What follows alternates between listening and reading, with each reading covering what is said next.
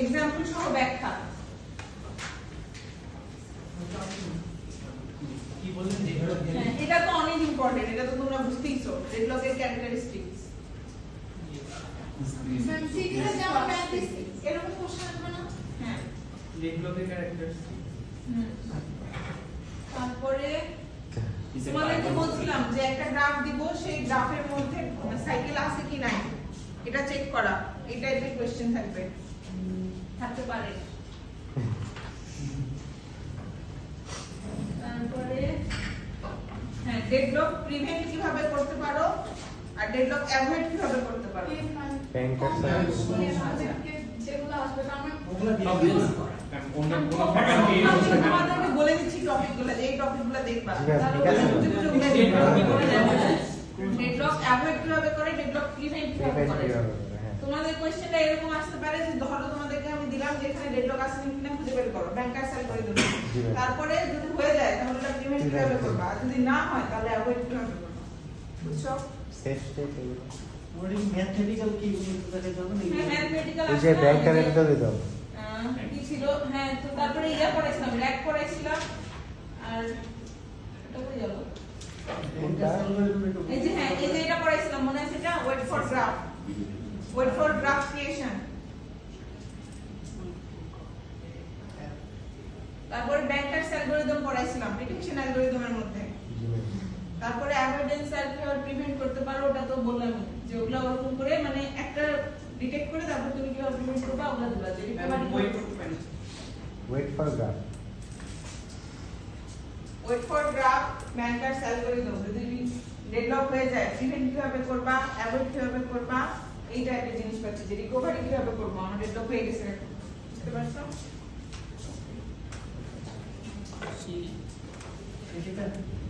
এটা তো শেষ হয়ে গেল লাস্ট টাইম।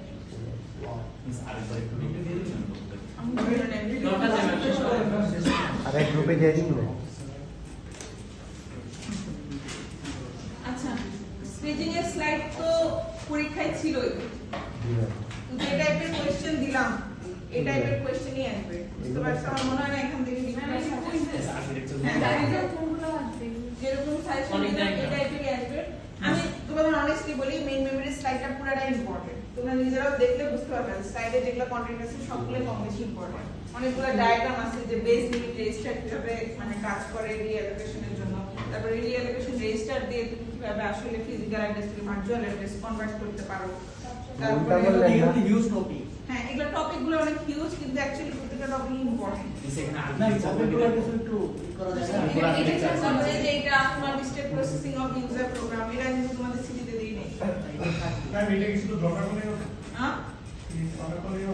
না ড্রপ করে না, এটা একটু এক্সপ্লেনেশন তো অবশ্যই দিবা। আমি কিন্তু বলছিলাম এখানে অনেকগুলো আর্কিটেকচার আছে, তারপরে logical versus physical address space কোনটা, অনেকগুলো আর্কিটেকচার আছে নিচে।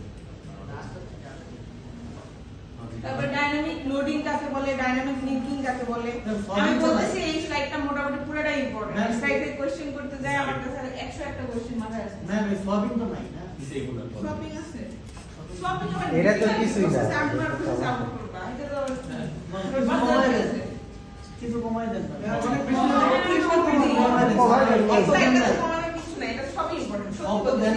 সব দিই নাই, বাট আমি লেজন করে করে একটা টপিকের সাথে আরেকটা দিয়ে দিছি। আমার এই মুহূর্তে মনে নাই যে কোনটা দিয়ে কোনটা বাদ দিছি, বুঝতে পারছো? ওই জন্য আমি বলতেছি যে এই স্লাইডটা আসলে ইম্পর্টেন্ট, এই স্লাইডটা ভালো মতো পড়ি। ওই ডেডলকের স্লাইডে কয়েকটা জাস্ট টপিক আছে, বাট এই স্লাইডে টপিকগুলো সব ইম্পর্টেন্ট।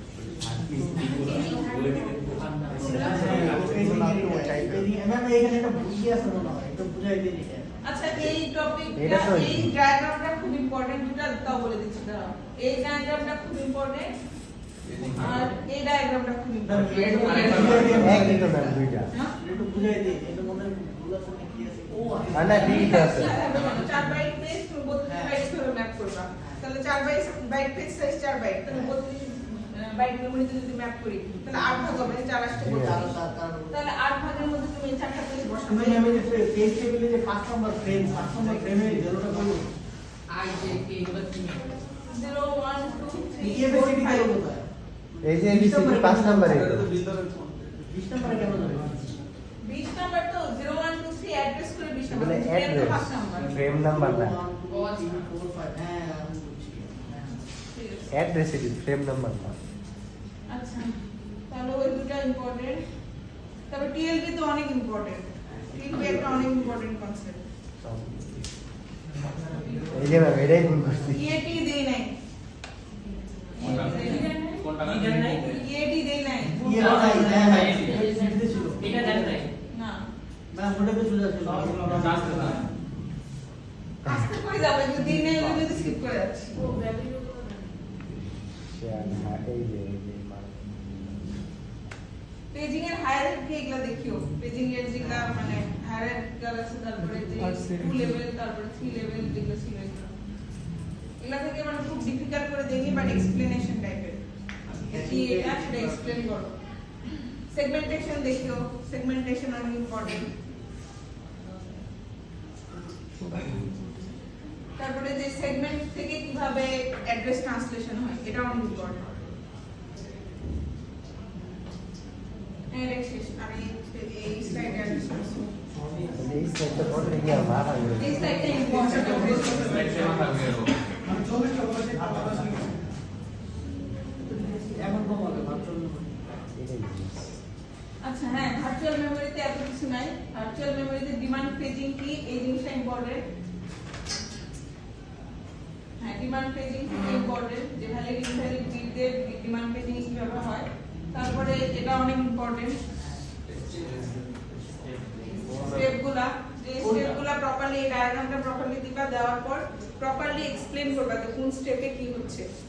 বুঝতে পারছো? স্টেপ 1, তারপরে ওই স্টেপ 1 এ কি হয়েছে এক্সপ্লেইন করবা, তারপর স্টেপ 2 দিয়ে তারপর কি হয়েছে এগুলা এক্সপ্লেইন করবা। বুঝতে পারছো? তারপরে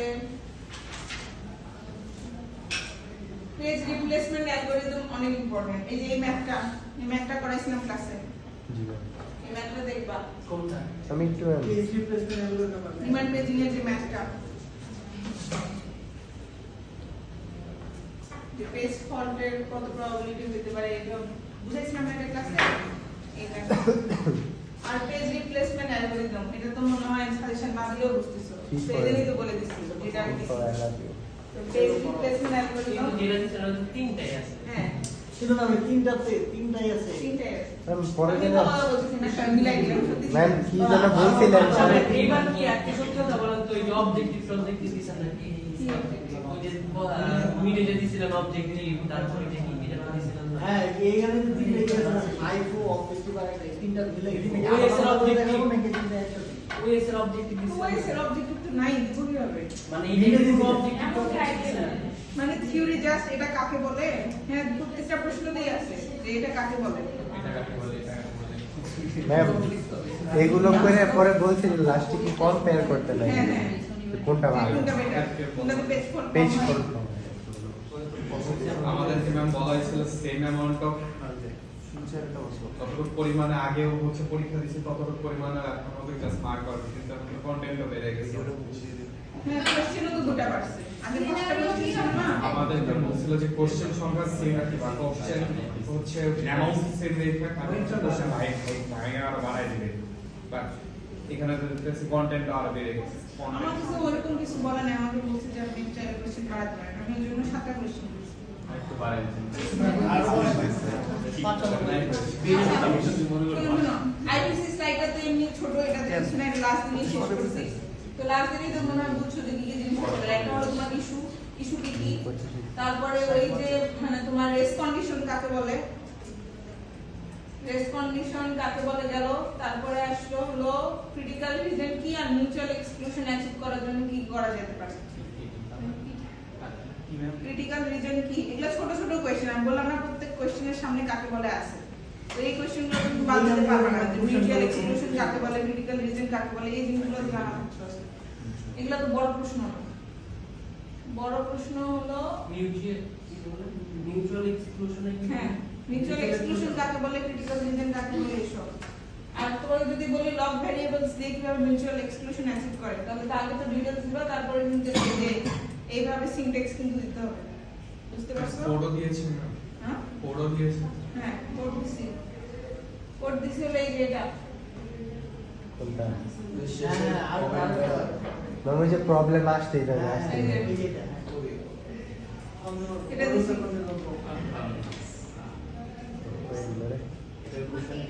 মানে এটা কোশ্চেনটা কি দেবে হ্যাঁ এই কোড দিবা প্রোডিউসার কনজিউমার প্রবলেমের এই কোড দিবা দিয়ে এক্সপ্লেইন করবা শেষ পুরো কোড ম্যাম আমার জ্বর আসছে এই পুরো কমেন্টও লিখতে হবে দুটা কোশ্চেন তো কমন বলেই দিলাম কোনটা